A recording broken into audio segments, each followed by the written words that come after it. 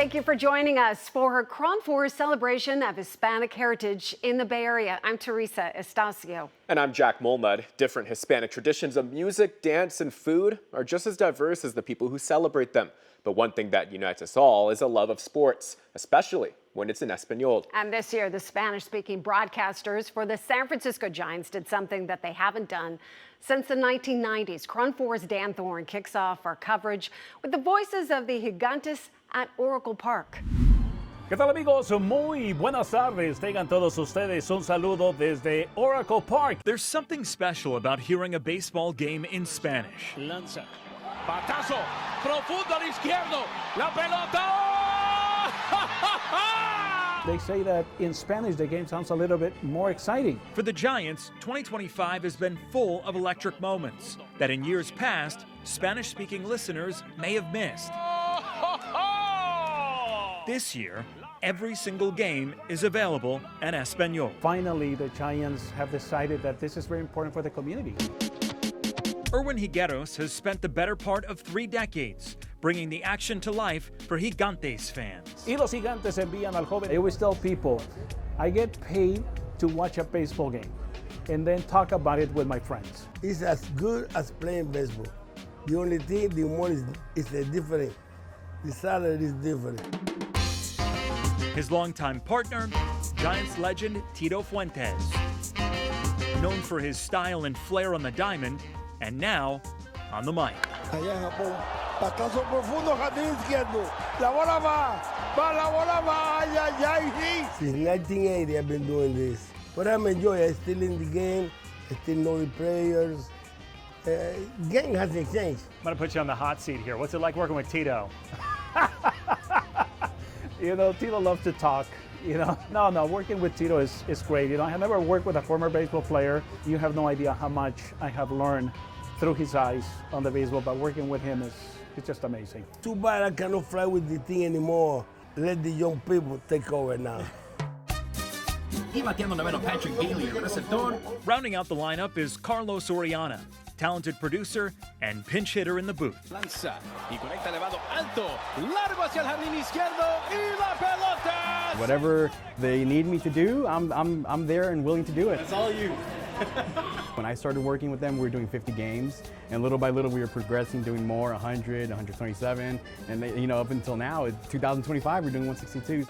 For the first time since 1998, every homer, La pelota. every walk-off, Ramos y los Gigantes van a ganar el juego. every pitch has been available in Spanish. We're doing 162 games. I'm living the dream, you know? It's not just doing 162, it's sending us on the road with the team. And I think it's just a direct message to the community saying, we care about you, we love you, and we're going to do this 100%. Way back, gone. No recuerdo quién era, pero... Higueros also serves as team translator. That makes him an invaluable resource to players like reliever Jose Puto. Mi familia en Venezuela, obviamente no hablan inglés. My family in Venezuela, they don't speak English, so obviously it makes a big difference, and it goes a long way for them to be able to hear the game in Spanish and be able to understand. September's annual Fiesta Gigantes gives the Latin community a special day to come together at the yard. But this 3-year media deal gives the community 162 days a year to celebrate the team they love. I think the Latino community embraces us because obviously we are some of them, and the San Francisco Giants the same way. They see us the same. We got to roll up our sleeves and keep working harder. Now that we're here, we're not going to ease off the gas pedal. I think now we got to step on it more and just keep providing a good program for our audience. In San Francisco, Dan Thorne, Los Gigantes acaban de ganar el juego. KRON4 News. Ay, ay, ay. Embracing our roots, there is no better way to bring the Hispanic community together, and the Oakland Roots do just that with their annual Conoce Tus Raíces celebration. Bringing together fans of all ages united in their passion for the sport of soccer. KRON4's photojournalist Jarrett Knapp has more from the Coliseum. It brings the community together, brings the world together. To me, it's the most beautiful sport in the world. It's a different type of feeling, just people celebrating each other and being around people that are your culture. y estaban jugando la banda y yo estoy bailando. Para mí todos los días es día latino. Todo día es mexicano para mí. Es algo, una pasión que ya la traemos desde tiempo atrás, entonces como que ya traemos eso en nuestra sangre. El fútbol nos une a toda la gente, a todo el mundo nos une el fútbol. It makes me proud to be here, proud from where I'm from, and wouldn't change it for anything. We make America great. Speaking of soccer, the San Jose Earthquakes are home to one of the most devoted fan bases in the MLS, sticking with the team through all of its highs and lows. I recently met up with some of the team's most devoted fans who make sure they're both seen and heard on match days. While the San Jose Earthquakes usually play home games at PayPal Park, tonight they have their largest crowd ever.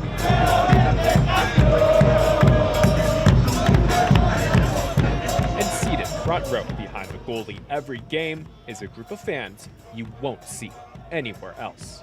Let's go, San Jose! Let's beat LA! We count on you! We're here 100% for you!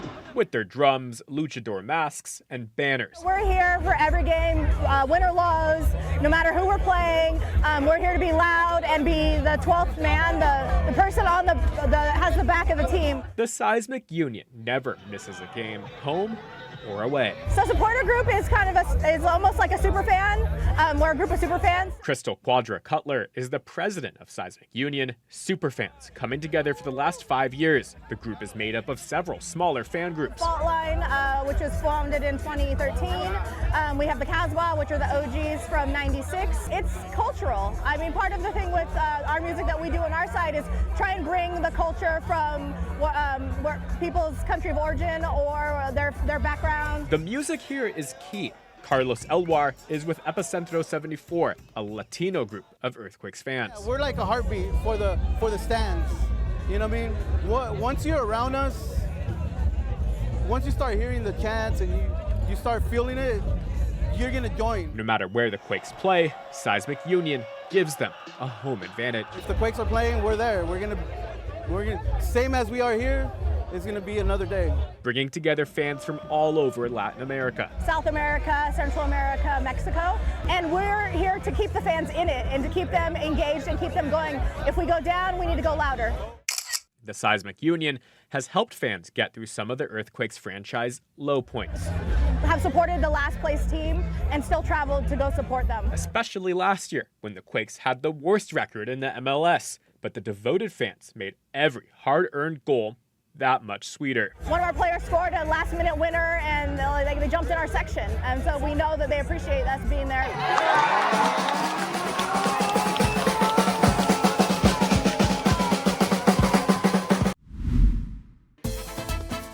Coming up, a look at a 90s pop culture icon and the East Bay Chicano artist behind it. Plus, we go one-on-one with a pillar of San Francisco's Hispanic community, also known as the mayor of the Mission.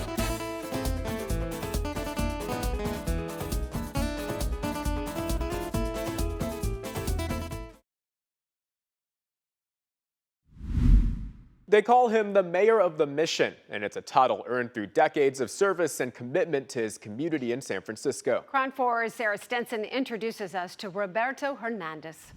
I believe food and housing is medicine. For Roberto Hernandez, a walk through San Francisco's Mission District is never just a walk. It's a parade of conversations. This is where you can make pupusas, remember? The neighborhood, historically known as the hub of San Francisco's Latino community, is the main stage for the annual Carnival and lowriding. And Hernandez has his hands in all of them. As the founder of the San Francisco Lowrider Council, he spent decades to change perceptions and legalize cruising in modified low-to-the-ground cars. I've been lowriding now for over 4 decades, and I remember when it was like we were stereotyped as, you know, the gangbangers, they must be selling drugs to afford these cars. His efforts helped lead California to lift a decades-long ban on lowrider cruising in 2024. Now he's involved in the first lowrider parade to ever be televised. It's wonderful now that people celebrate lowriding as an art form. Born and raised in the Mission, Hernandez's connection to this neighborhood runs deep. I love growing up here. You can't go far without people recognizing him. His nickname is Mayor of the Mission. I don't walk with him too often, partially because we get stopped too much. I like to get to my places. And the community has shaped his life's work. I just call him Uncle because he's been a mentor to me. My elders who taught me, they said, Roberto, you're here to visit Mother Earth. What are you going to do with your visit? And I made a decision that I'm going to serve my community for the rest of my life. During the pandemic, his calling grew more urgent. I got a call from a woman who needed help getting groceries. It's actually how the food hub started. People wanted to give me cash. I said, no, thank you. I said, we're going to give fresh fruits and vegetables. He is known as a fixer. You know, he's known as a solver. 3, 2, 1. Hernandez was front and center at the ribbon cutting for La Casa de Carnaval, a space for culture with 130 units of housing. Then we have La Cocinita, which is our little kitchen we built to teach children how to cook, because the majority of children do not know how to cook today. They don't know how to crack an egg or even peel a potato, and I've enjoyed watching that. There's also rehearsal space for people who participate in the annual Carnival parade. Throughout the years, Hernandez has seen his community go through crisis after crisis. The latest, an immigration crackdown that he says is causing fear and panic. That is frightening. So people are not going to church, people that won't even go and come pick up food. They're so scared. So we've been really working at educating people of what their rights are. Hernandez says he encourages all to celebrate their Hispanic heritage this month, as it's needed now more than ever. We are inviting everybody to celebrate our culture and to be proud of it, you know, and to enjoy it, you know, and not to be home and feel scared and fearful. I'm Sarah Stinson reporting, KRON4 News. And I love guacamole. That's my favorite. Still to come, a look at a local organization that's helping farm workers and their families thrive. And to look at the new exhibit exploring 20th century Latino culture in the East Bay.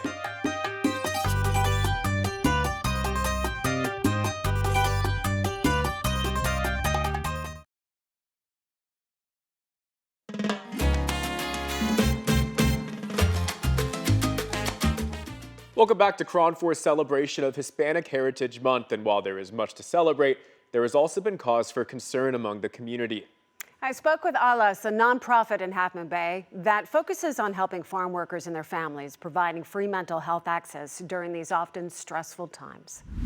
Now we're at a crossroads of mental health crisis. Stepping in to change lives for the better. Families, individuals, children. From ICE raids to workplace challenges to a mass shooting that killed 7 farm workers.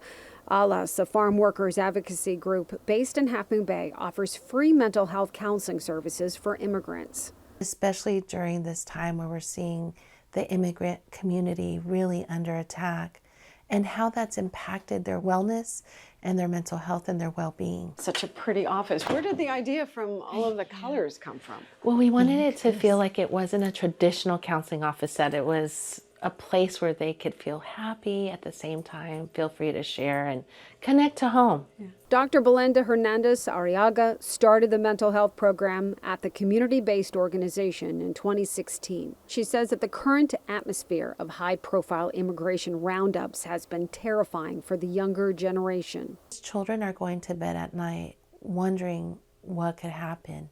And when you think about it like that, you understand the gripping fear that children are living with in silence across our country. She says a mobile unit can meet people in need of services in the fields or home. She adds it was incredibly helpful following the 2023 mass shooting at 2 mushroom farms in Half Moon Bay. Many workers were displaced after conditions were exposed, showing workers living in container boxes with no kitchens, running water, or bathrooms. Arriaga says providing free mental health care is a game changer, and data shows that it does pay off. Several grants from the county and city, as well as Kaiser and Sandhill, plus donations, make it all happen. We're here at Alas not to see people from a deficit model or even a model of illness, but of strength and who they are in this country. It's really the societal trauma, the societal stress that's making folks ill. But in and of itself, our community is strong. It's beautiful. And having a space to celebrate them, to lift up culture as a healing foundation is what grounds us, right? And if you're interested in learning more about the East Bay Latino community, the Berkeley Historical Society is a great place to start. They're hosting a new exhibit called A Story of Pride and Resilience, and it contains a treasure trove of photos, art, and speeches from the turn of the 20th century. Oftentimes, people's histories get erased or ignored, and luckily we were able to use the venue of the Berkeley Historical Museum to remember and celebrate the history of Latinos as a community here in Berkeley. The exhibit runs through March, so check it out while you can. Miniatures were all the rage in the 90s, with many still sought after by collectors to this day. One such toy, homies. They started in vending machines, but they went on to become a pop culture phenomenon, and they were created by East Bay Chicano artist David Gonzalez. Reporter Lindsay Ford and producer Beatrice Rodriguez show us the man behind the minis. I was intrigued by my own raza, by the people around me, and I cartooned them. I found them funny, so I drew them to make them laugh. There's people out there that got original sketches of themselves drawn. Now in his 60s, East Bay local David Gonzalez turned his pride in Chicano culture into a career. The Richmond-born artist is the mind behind the iconic Homies. All the series 1 through 12, these are the originals. And these things were everywhere on every street corner. Back then, you couldn't step into a pizzeria, laundromat, or corner store without spotting a 50-cent Homies figure in a vending machine. And that's when history was born. Just 2 inches tall, the Homies stood out with bold expressions, swagger, baggy pants, and that distinct 90s style. That's my wife and I. Back when I first created this, you got to remember I was 16 years old and created this into my early 20s. Gonzalez isn't just a cartoonist. He's a man of many talents, including painting. This painting here, which is relevant today, was done during the protests in Arizona about 10, 15 years ago. I forgot. It's pretty much the same thing. Harassment of the community. Him, I said, well, what do I name him after I drew him? I said, Big Vato, because he's a big vato. And it just fits, and now he's known as Big Vato. And yes, Gonzalez even turned himself into a homie, the Homie King. Behind the wheel of his 1941 Chevy, he embraces the lowrider cruising culture. Hey, to the homies, and to the people that support the homies, support the lowrider culture. Gracias. We would go to Boulevard Cruises and the Mission in San Francisco, Story and King, and San Jose. We'd go to Walnut Creek to cruise. We usually got chased out of Walnut Creek by the police, but... The Homies reflect all walks of life, with characters inspired by Gonzalez's friends, Asian, Black, Cuban, white, and more. I like the diversity of the Bay Area, and that's helped me with my brand. Homies have won the hearts all around the globe. One time we sent a whole shipment of the die-cast cars over to Russia. And I'm like, Russia? You know, it amazes me. Gonzalez says he never set out to profit from Homies, but he's grateful that fans have celebrated Chicano culture along the way. So to me, a Mexican flag represents what is Mexico, the passion that is Mexico. You know, mariachi, vaqueros, all that is part of Mexico, and it's a very beautiful culture. And it's a part of my culture, and especially in California, in the Bay Area. It's just part of who I am, what I do. I can't be separated from it. It reflects itself and shows itself in all of my art since I was a young kid. In Fairfield, Lindsay Ford, KRON4 News. 2 ounces of tequila, cup of ice, a little bit of agave. After the break, a look at La Familia behind the world-famous Tommy's Margarita.